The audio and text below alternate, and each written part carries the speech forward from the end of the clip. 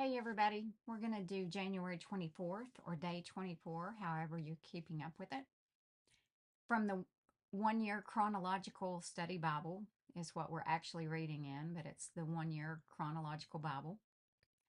Job's friends may have come to comfort him, but by offering empty cliches, they torture him instead.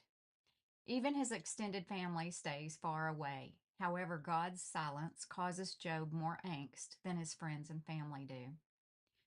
Zophar reminds Job that from the beginning of time, the triumph of the wicked has been short lived.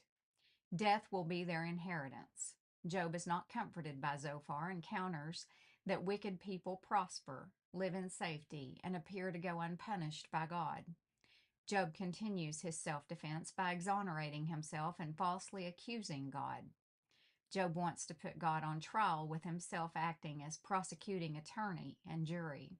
How many times have we done that? Experiencing loss of family, friends, or health can create an atmosphere ripe for either drowning in self-pity and blame or reflecting deeply about life and death and looking toward God with hope and trust. Job does do both.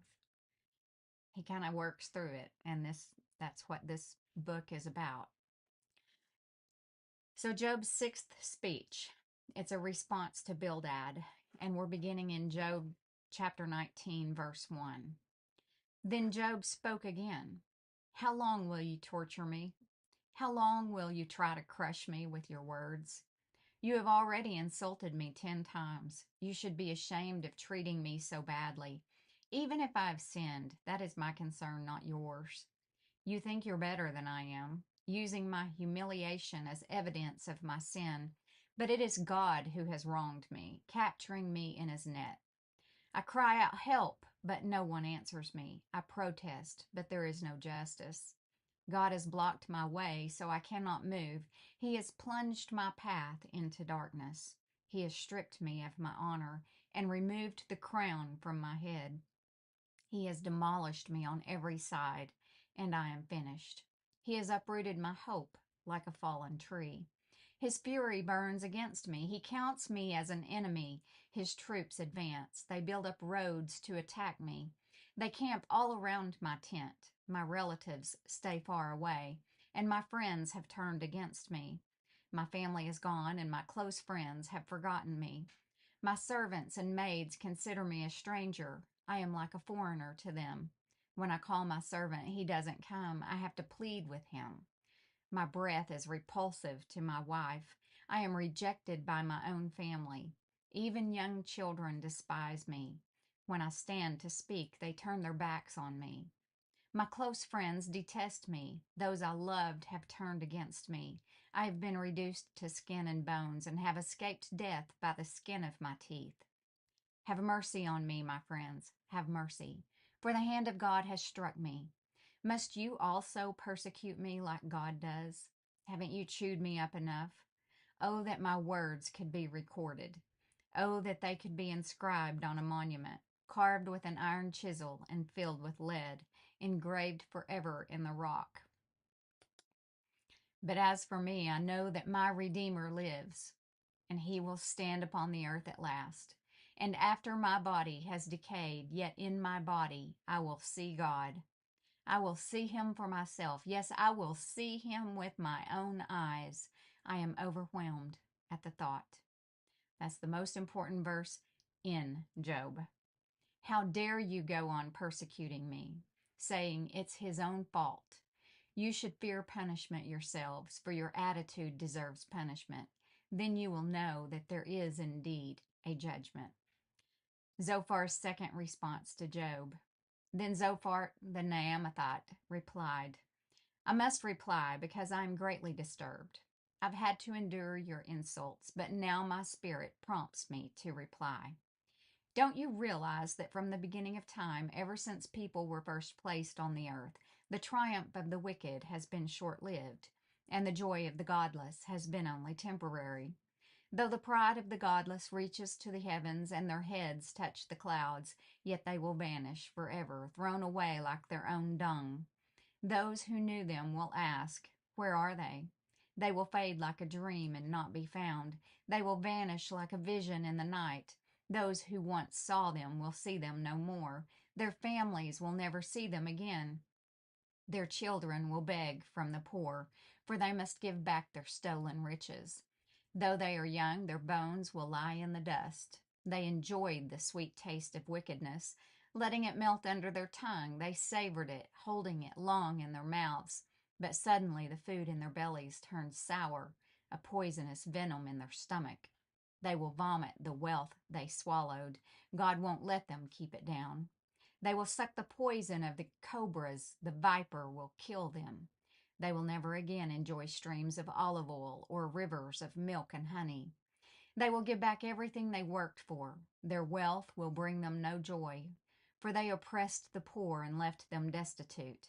They foreclosed on their homes. They were always greedy and never satisfied. Nothing remains of all the things they dreamed about. Nothing is left after they finish gorging themselves. Therefore, their prosperity will not endure. In the midst of plenty, they will run into trouble and be overcome by misery. May God give them a belly full of trouble. May God rain down his anger upon them. When they try to escape an iron weapon, a bronze-tipped arrow will pierce them. The arrow is pulled from their back, and the arrowhead glistens with blood. The terrors of death are upon them. Their treasures will be thrown into deepest darkness. A wildfire will devour their goods, consuming all they have left. The heavens will reveal their guilt, and the earth will testify against them. A flood will sweep away their house. God's anger will descend on them in torrents. This is the reward that God gives the wicked. It is the inheritance decreed by God. Job's seventh speech. It's a response to Zophar, and this is Job 21. Then Job spoke again. Listen closely to what I am saying. That's one consolation you can give me. Bear with me and let me speak. After I have spoken, you may resume mocking me. My complaint is with God, not with people. I have good reason to be so impatient. Look at me and be stunned. Put your hand over your mouth in shock. When I think about what I am saying, I shudder. My body trembles. Why do the wicked prosper, growing old and powerful? They live to see their children grow up and settle down, and they enjoy their grandchildren. Their homes are safe from every fear, and God does not punish them. Their bulls never fail to breed. Their cows bear calves and never miscarry. They let their children frisk about like lambs. Their little ones skip and dance. They sing with tambourine and harp. They celebrate to the sound of the flute. They spend their days in prosperity, then go down to the grave in peace. And yet they say to God, "Go away. We want no part of you and your ways. Who is the Almighty, and why should we obey him? What good will it do us to pray?" They think their prosperity is of their own doing, but I will have nothing to do with that kind of thinking. Yet the light of the wicked never seems to be extinguished. Do they ever have trouble? Does God distribute sorrows to them in anger? Are they driven before the wind like straw? Are they carried away by the storm like chaff? Not at all. Well, you say, at least God will punish their children. But I say he should punish the ones who sin, so that they understand his judgment. Let them see their destruction with their own eyes. Let them drink deeply of the anger of the Almighty, for they will not care what happens to their family after they are dead. But who can teach a lesson to God, since he judges even the most powerful? One person dies in prosperity, completely comfortable and secure, the picture of good health, vigorous and fit. Another person dies in bitter poverty, never having tasted the good life. But both are buried in the same dust, both eaten by the same maggots. Look, I know what you are thinking. I know the schemes you plot against me. You will tell me of rich and wicked people whose houses have vanished because of their sins.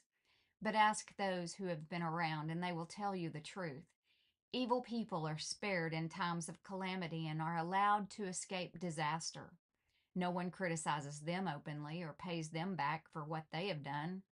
When they are carried to the grave, an honor guard keeps watch at their tomb. A great funeral procession goes to the cemetery. Many pay their respects as the body is laid to rest and the earth gives sweet repose. How can your empty cliches comfort me? All your explanations are lies. Good argument. So that concludes day 24 of the Chronological Bible.